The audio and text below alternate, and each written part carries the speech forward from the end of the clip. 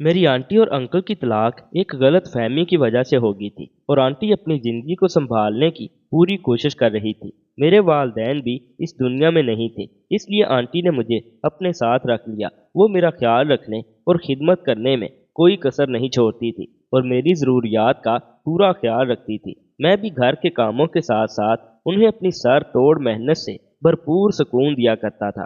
ایک دن آنٹی کو اپنے مرحوم شوہر کی یاد کچھ زیادہ ہی ستا رہی تھی اور پھر مجھ سے بولی کہ بھانجے، آج بس آخری بار۔ میں اپنی شادی کی پہلی رات بہت خوش تھا۔ جیسے ہی میں نے اپنی دلہن کا گھونگھٹ اٹھایا، اچانک میرے موبائل پر کال آ گئی۔ میری دلہن میرے سامنے بیٹھی تھی، جس سے میں بے حد محبت کرتا تھا، اس لیے میں نے موبائل کو سائڈ پر رکھنے کا سوچا، مگر پھر سے کال آ گئی۔ اس بار مجھے غصہ آیا، لیکن جب میں نے دیکھا کہ کال آنٹی کی تھی تو میرے چہرے کا رنگ بدل گیا۔ میں نے چور نظروں سے اپنی بیوی کو دیکھا، جو پہلے ہی مجھے گھور رہی تھی۔ میں کال اٹھانے ہی والا تھا کہ میری بیوی نے پوچھا کہ آسن، کس کی کال ہے؟ میں خاموش رہا، کیونکہ اگر سچ بولتا تو معاملہ خراب ہو سکتا تھا، لیکن میری بیوی کو شک ہو چکا تھا کہ یہ آنٹی کی کال ہے۔ جیسے ہی میں نے کال اٹھانے کی کوشش کی، اس نے میرا موبائل چھین لیا اور غصے سے بولی، کیا تم اس رات کو بھول گئے ہو جب آنٹی نے تمہارے ساتھ؟ اس نے جملہ ادھورا چھوڑ دیا۔ میں اس رات کو کیسے بھول سکتا تھا؟ وہ رات میری زندگی کو بدل دینے والی تھی۔ آنٹی نے میرے ساتھ جو کیا تھا وہ ناقابل فراموش تھا، مگر آنٹی کی کال نے میرے اندر بے چینی بھر دی تھی۔ میں فیصلہ نہیں کر پا رہا تھا کہ اس سے بات کروں یا نہ کروں۔ میری بیوی میری حالت کو سمجھ رہی تھی، وہ کئی سالوں سے میری دوست رہی تھی، اس لیے جانتی تھی کہ میں کیا سوچ رہا ہوں۔ اس نے میرا ہاتھ پکڑا اور نرم لہجے میں کہا، آسن پلیز آنٹی سے بات مت کرو، وہ تمہیں پھر سے دھوکہ دینے کے لیے بلا رہی ہے، اسے فون کرنے دو، یہی سزا اس کے لیے کافی ہے۔ جس نے تمہارے ساتھ جو کیا، آج اسے خود اس کا سامنا کرنے دو، لہٰذا تم اس کی بات مت سنو۔ آج ہم نے اپنی نئی زندگی کا آغاز کیا ہے، لیکن تمہاری آنٹی پھر سے ہماری زندگی میں زخم پر نمک چھڑکنے کی کوشش کر رہی ہے۔ میں نے بیوی سے اپنا ہاتھ چھڑایا اور کمرے میں ٹہلنے لگا۔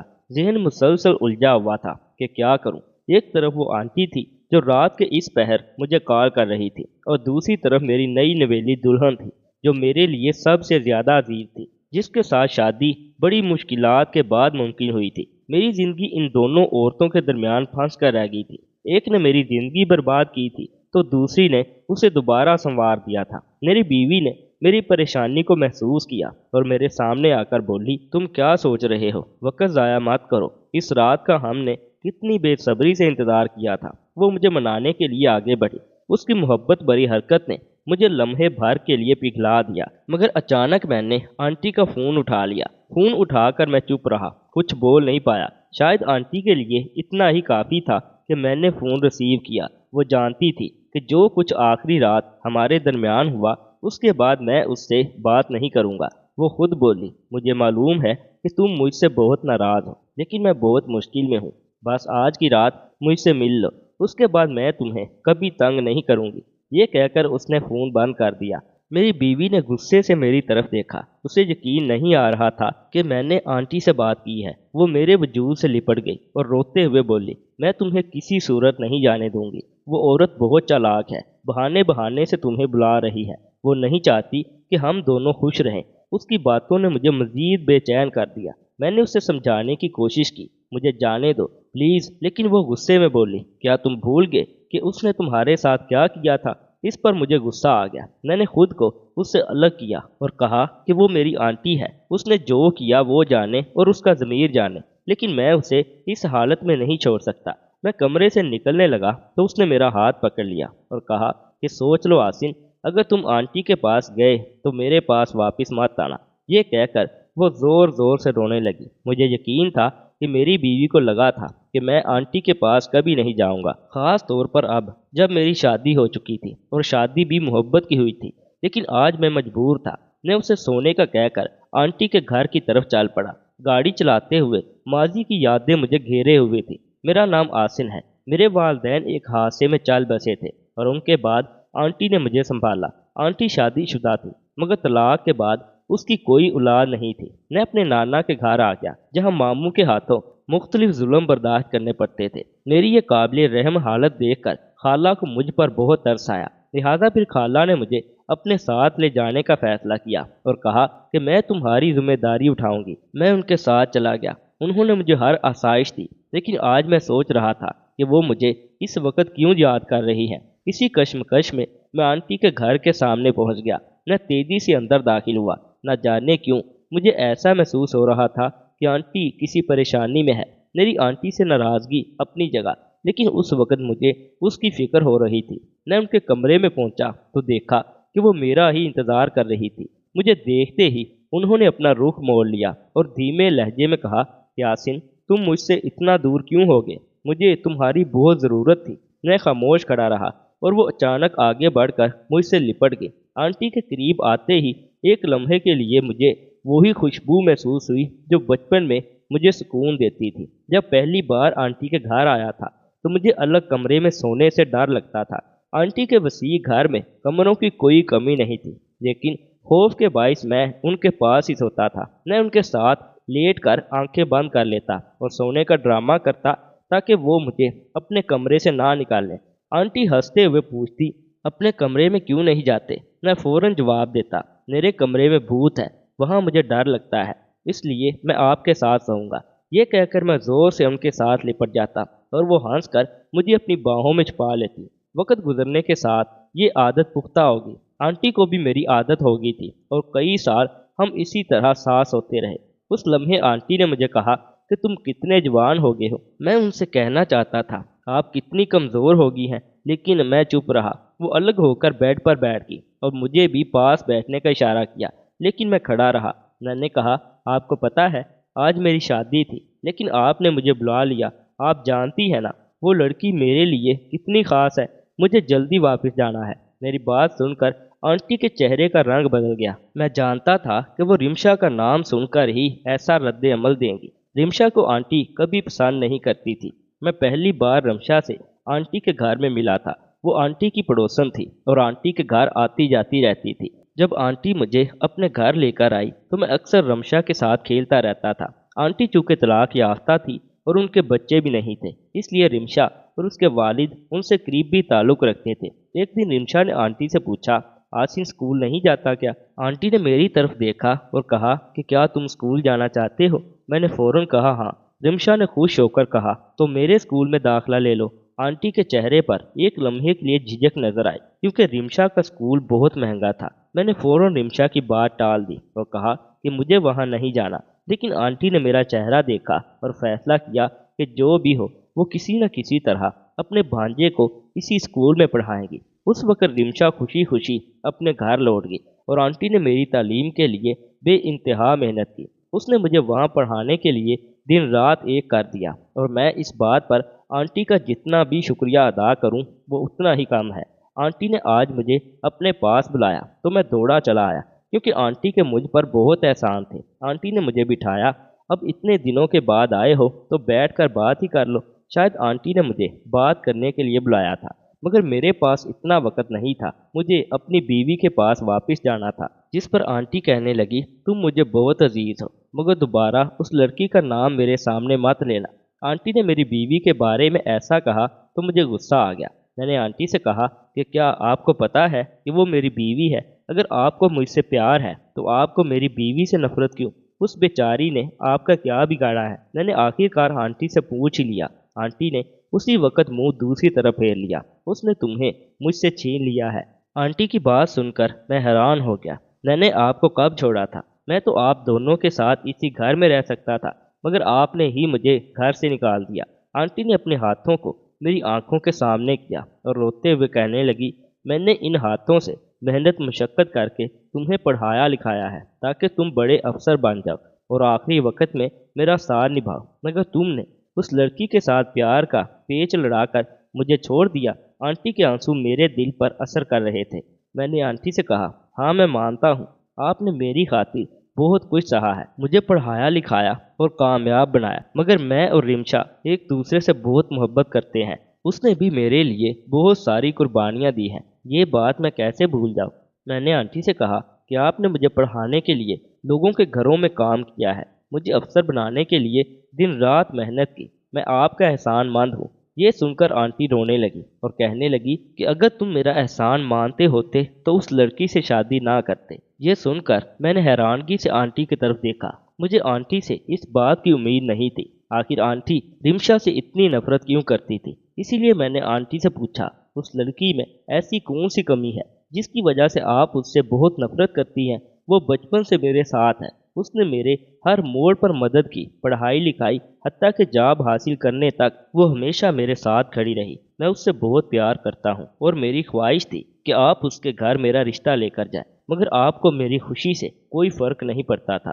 آنٹی میری بات پر غصے میں آ گئی اور کہنے لگی، وہ لڑکی تمہارے قابل نہیں ہے، وہ جھوٹی تھی، مکار تھی۔ میں نہیں چاہتی تھی کہ تم اس سے شادی کرو، اس لیے میں تمہارے ساتھ رشتہ لینے کے لیے نہیں گئی۔ رمشا ایسی نہیں تھی، اسی لیے مجھے غصہ آ گیا۔ میں نے آنٹی سے غصے میں کہا کہ یہ بات سچ ہے کہ آپ نے میری زندگی میں بہت مدد کی، مگر یہ زندگی تو میری ہی تھی۔ میں نے ہی فیصلہ کرنا تھا کہ مجھے کس سے شادی کرنی ہے اور کس سے نہیں، اسی لیے میں نے اپنی مرضی سے شادی کر لی۔ لیکن آپ میری خوشی میں شریک نہیں ہوئی، آپ نے اس بات کو اپنی انا کا مسئلہ بنا لیا۔ آنٹی میری بات سن کر خاموش ہو گئی، بستر پر جا کر لیٹ گئی اور مجھ سے کہنے لگی کہ میرے پاس آ کر بیٹھ جاؤ، مگر میں نے کہا کہ میں یہاں بیٹھنے نہیں آیا۔ میں چاہتا تھا کہ خالہ نے مجھے جس بات کے لیے بلایا وہ جلدی سے کہے اور میں یہاں سے چلا جاؤں، کیونکہ رمشا میرا انتظار کر رہی تھی۔ مگر میری بات سن کر آنٹی کہنے لگی، ہاں میں جانتی ہوں تم رمشا سے بہت محبت کرتے ہو، اسی لیے تم نے میری قربانیوں کو بھی بھلا دیا۔ تم یہ بات بھول گئے ہو کہ میں نے اپنی ہر خوشی کو بلا کر تمہیں پالا، تمہارے لیے محنت مشقت کی۔ آج تم میری وجہ سے اتنے بڑے افسر بن چکے ہو، مگر اب تمہیں اس لڑکی کی فکر ہے۔ تم میری بات سننے کی بجائے اس لڑکی کے پاس جانا چاہتے ہو کیونکہ وہ تمہارا انتظار کر رہی ہے۔ میں جیوں یا مروں تمہیں اس بات سے کوئی فرق نہیں پڑتا۔ آنٹی کی بات سن کر مجھے غصہ آ گیا۔ میں نے کہا، وہ میری بیوی ہے، میں اس کے پاس نہیں جاؤں گا تو کہاں جاؤں گا؟ وہ مجھ سے بہت محبت کرتی ہے، اس نے بھی میری خاطر بہت قربانیاں دی ہے۔ آج ان قربانیوں کا صلہ دینے کی رات ہے، مجھے رمشا کے پاس جانا ہے۔ آپ نے جو بھی بات کرنی ہے جلدی سے کریں اور مجھے واپس جانے دیں۔ جب آپ نے مجھے کال کی تو تب وہ نہیں چاہتی تھی کہ میں آپ سے ملنے آؤں، مگر آپ کو تکلیف میں دیکھ کر میں آپ کے پاس آ گیا۔ حالانکہ رمشا نے مجھے بہت روکنے کی کوشش کی، پہلی ہی رات کو میں اس کا دل توڑ کر یہاں آ گیا۔ آنٹی میری بات سن کر کہنے لگی، مجھے پتا ہے کہ تم اسی کا ساتھ دو گے کیونکہ اب وہ تمہاری بیوی ہے اور تم مجھ سے پیار نہیں کرتے، لیکن میں چاہتی ہوں کہ تم آج کی رات اپنی بیوی کے پاس مت جاؤ بلکہ میرے پاس رہو، کیونکہ آج کی رات مجھے تمہاری سخت ضرورت ہے۔ آنٹی کی بات سن کر میرے ہوش اڑ گئے۔ آپ کیا کہنا چاہتی ہے؟ میں نے اس سے شادی کی ہے، میں اسی کے پاس جاؤں گا۔ آنٹی کہنے لگی، تو میں بھی تم سے بہت پیار کرتی ہوں، پلیز آج میرے پاس رک جاؤ، میرا دل بہت اداس ہے۔ یہ کہہ کر آنٹی بستر پر لیٹ گئی اور مجھے پھر سے پاس بیٹھنے کا اشارہ کیا۔ میں آنٹی کو حیرانگی سے دیکھ رہا تھا۔ آج آنٹی کو کیا ہو گیا تھا؟ میں حیران تھا، مگر میں آنٹی کو انکار نہیں کر سکتا تھا، اس لیے اس کے پاس بیٹھ گیا۔ وہ کچھ پریشان لگ رہی تھی، اسی لیے میں چاہتا تھا کہ میں اس کی بات سن لوں کہ وہ کیا کہنا چاہتی تھی، مگر اسی وقت میرے موبائل پر رمشا کا فون آ گیا۔ وہ بار بار میسیج بھی کر رہی تھی اور رو رو کر مجھے واپس بلا رہی تھی، مگر میں نے یہ بات ٹھان لی تھی کہ آج میں آنٹی کی بات سن کر ہی جاؤں گا، اسی لیے میں اس کے پاس بیٹھ گیا، آنٹی کے پاؤں دبانے لگا۔ شادی سے پہلے میں اکثر آنٹی کے کاندھے بھی دبا دیا کرتا تھا، ان کے پاؤں دبایا کرتا تھا کیونکہ وہ سارا دن کام کر کر کے تھک جاتی تھی۔ آنٹی کہنے لگی کہ میں تمہیں یہ بات کبھی نہیں بتانا چاہتی تھی، خاص طور پر اس رات جب تم نے رمشا سے شادی کی۔ میں چونک کر آنٹی کا چہرہ دیکھنے لگا۔ میں نے آنٹی سے پوچھا کہ کون سی بات؟ آنٹی مسکرا کر کہنے لگی، میں اپنے دل میں سوچنے لگا، آخر ان کے پاس کون سی بات ہے جس لیے آنٹی نے مجھے بلایا ہے؟ کیا وہ بات اتنی اہم تھی کہ آنٹی نے مجھے شادی کی رات ہی اپنے پاس بلا لیا؟